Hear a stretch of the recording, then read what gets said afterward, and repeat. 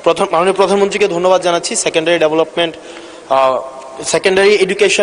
Education development programme হাতে নেওয়ার জন্য, একই সাথে সাথে learning acceleration programme in secondary education হাতে নেওয়ার জন্য। মাননীয় স্পিকার, আপনার মাধ্যমে আমার প্রশ্নটি হচ্ছে, একটা বিশ্ববিদ্যালয়ের শিক্ষার্থী অথবা যারা চাকরি প্রার্থীরা যখন প্রাথমিক বিদ্যালয়ে শিক্ষক হিসাবে চাকরি করতে যান, তখন সেখানে 11,000 টাকা বেসিক দিয়ে শুরু করেন বর্তমান প্রেক্ষাপটে। অর্থাৎ এই চাকরিটা হচ্ছে 13 গ্রেডের চাকরি এবং তৃতীয় শ্রেণীর। একজন যখন সেকেন্ডারি এডুকেশনে চাকরি করতে যান, তখন বেসিক বেতন পান 16,000 টাকা। এটা 10ম গ্রেডের এবং দ্বিতীয় শ্রেণীর চাকরি। আমাদের দেশের প্রাথমিক শিক্ষা এবং মাধ্যমিক শিক্ষা এই দুইটা হচ্ছে ফিডার ইনস্টিটিউশন। আমরা যদি ভালো শিক্ষার্থী ফিডার ইনস্টিটিউশন থেকে আমরা টারশিয়ারিতে পাঠাতে পারি, তাহলে সেখানে একটা রিসার্চ বেসড আমরা একটা আউটকাম পাব। মাননীয় প্রধানমন্ত্রীর কাছে আমার প্রশ্ন, বর্তমান বাস্তবতায় 11,000 টাকা বেসিক এবং 16,000 টাকা বেসিক দিয়ে এই আসলে শিক্ষক হতে আগ্রহ নিয়ে এসে এখানে আসলে দিন শেষে সার্ভাইভ করা খুব কঠিন হয়ে যায়।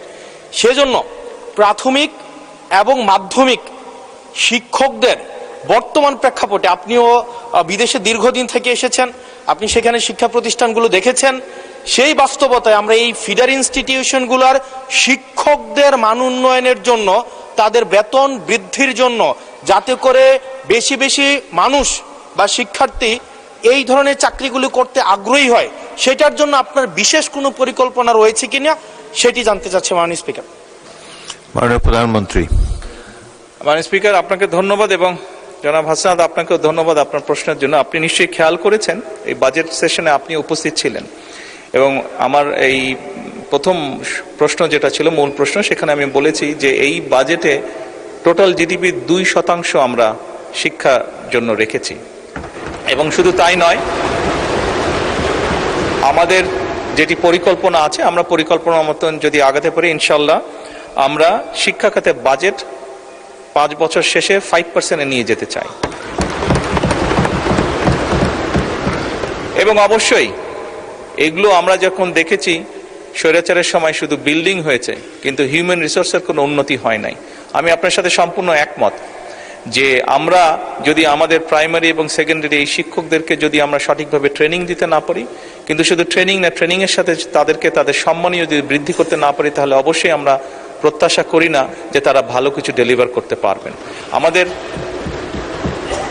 আমাদের তাদেরকে প্রশিক্ষণ দেওয়ার যেরকম কর্মসূচি রয়েছে, প্রশিক্ষণ দেওয়ার যেরকম পরিকল্পনা রয়েছে, বোথ সেকেন্ডারি অ্যান্ড প্রাইমারি, একই সাথে পর্যায়ক্রমিকভাবে আমরা যাতে তাদের সম্মানীয় বৃদ্ধি করতে পারি।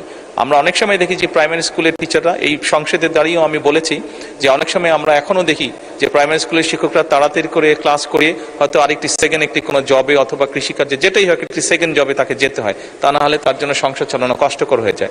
সেকেন্ডারি স্কুলের ক্ষেত্রে আমরা অনেক শিক্ষকের ক্ষেত্রেই দেখেছি এরকম ঘটনা ঘটে। এই কাজটি যাতে তাদের না করতে হয় এবং তারা যাতে সঠিকভাবে তাদের সময় এবং তাদের মেধা শিক্ষার্থীদের পেছনে ব্যয় করতে পারেন, সেই জন্য তাদের সম্মানই বাড়ানো প্রয়োজন বলে আমরাও মনে করি এবং পর্যায়ক্রমিকভাবে